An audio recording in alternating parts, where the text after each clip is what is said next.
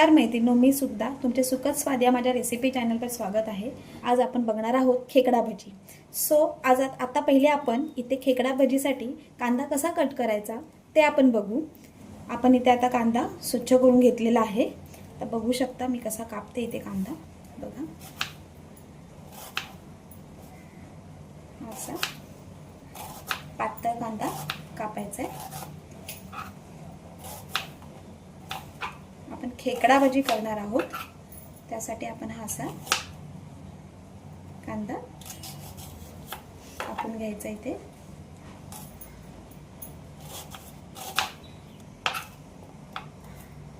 पातळ चिरायचा कांदा, जास्त जाडा नाही चिरायचा। अशा प्रकारे आपण इथे आता कांदा पातळ चांगला चिरून घेतला आहे बघा। असा मोकळा झाला पाहिजे कांदा। बघू शकता कसं छान मोकळा झाला आपला कांदा। एक एक पाकळी अशी छान मोकळी झालेली कांद्याची। आता आपण एका बाउल मध्ये काढून घेऊया कांदा। तर मी हा कांदा एका बाउल मध्ये इथे काढलाय बघा। कसा छान मोकळा झालेला आहे बाउल मधला कांदा आपल्या। आता आपण कांदा भजीसाठी लागणारे साहित्य बघून घेऊ। इथे मी बेसन घेतले 1 वाटी, त्यानंतर साधारण अर्धा चमचा मसाला, पाव चमचा हळद, मीठ चवीनुसार, 1 चमचा धने पावडर, बारीक चिरलेल्या मिरच्या 4 ते 5, कढीपत्ता बारीक चिरलेला आणि कोथिंबीर बारीक चिरलेली। आता आपण बघूया कांदा भजी कशी करायची ते। आता आपण एका बाउल मध्ये कांदा घेतला होता बारीक चिरून। यामध्ये आता पहिले आपण टाकणार आहोत मीठ। साधारण चवीनुसार मीठ टाकायचं आपल्याला, जास्त मीठ नाही टाकायचं।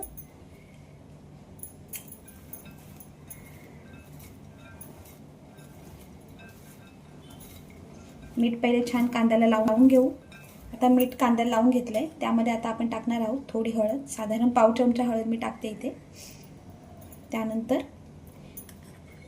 1 चमचा मसाला।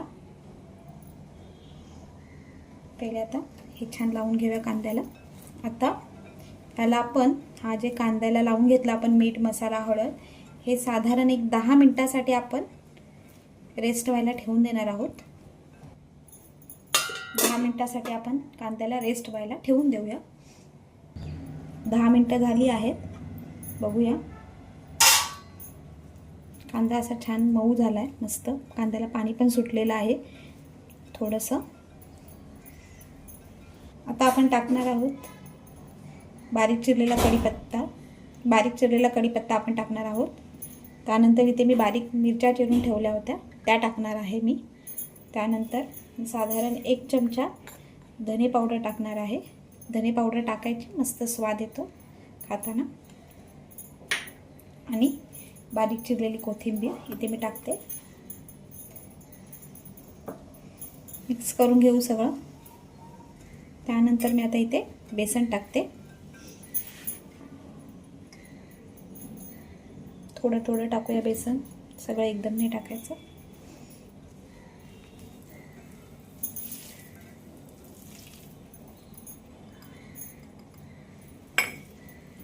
इथे 2 चमचे तांदळाचं पीठ घेतलेलं आहे, हे आपण इथे टाकतोय। त्याने मस्त छान क्रिस्पी होतात भजी।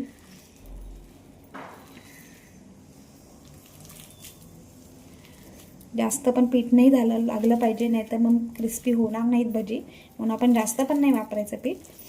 साधारण 4 कांद्यांना 1 वाटीच बेसनचं पीठ पुरे होतं।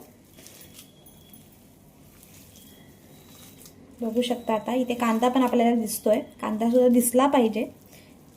कारण 10 मिनिटच ठेवायचं कांदा, जास्त पण पाणी नाही सोडता कामा कांद्याने, म्हणजे जास्त वेळ पण कांदा नाही ठेवायचा।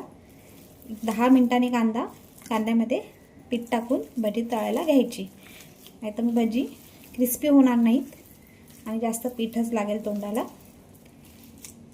चला आता आपलं हे बॅटर छान रेडी झालंय।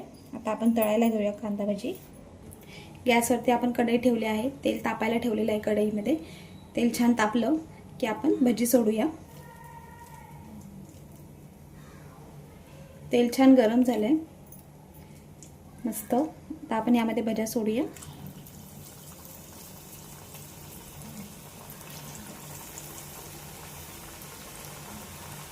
मंद करायचा गॅस बारीक.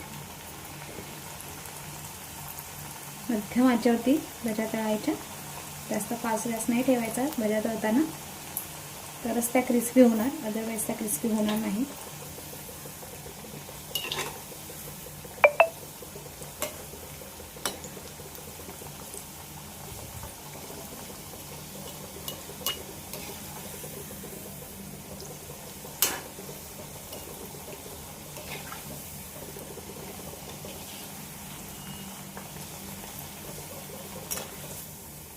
मध्यम आचेवर तळल्यावरतीच भज्या छान क्रिस्पी होतात, त्यामुळे आपण मध्यम आचेवरतीच भजी तळायची आहे. इथे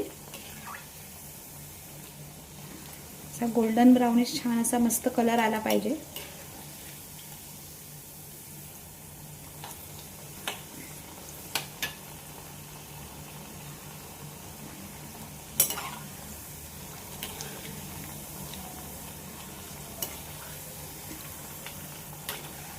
झाल्यात छान भज्या मस्त गोल्डन ब्राउनिश.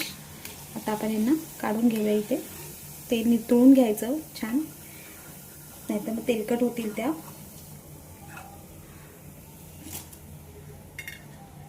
तर अशा प्रकारे बाकीच्या सुद्धा आपण भज्या काढून घेऊया.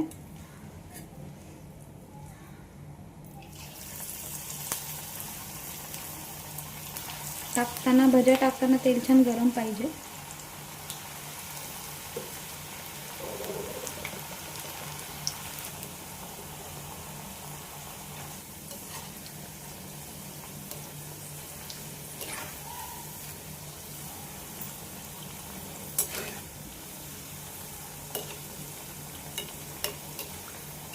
छान पाऊस पडतोय मस्तपैकी. सो माझ्या मुलाने डिमांड केली, मम्मी आज भजी कर. त्यामुळे आज मस्त भज्यांचा प्लॅन केला. म्हटलं चला आपण आपल्या प्रेक्षकांना सुद्धा दाखवूया भजी कशी बनवायची. त्यामुळे मग मी इथे व्हिडिओ शूट करत आहे भजीचा.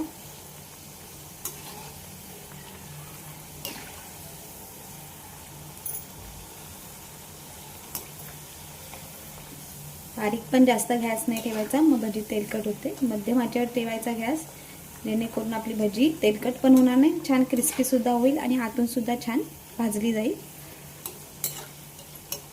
बघू शकता झालेली आहे आपली भजी इथे. आता आपण ही काढून घेऊ आणि अशा प्रकारे बाकीच्या सुद्धा सगळ्या भज्या तळून घेऊया आणि सर्व करूया. तेल नितळून घ्यायचं चांगलं काढताना. बघू शकता छान असा क्रिस्पी मस्त आवाज येतोय.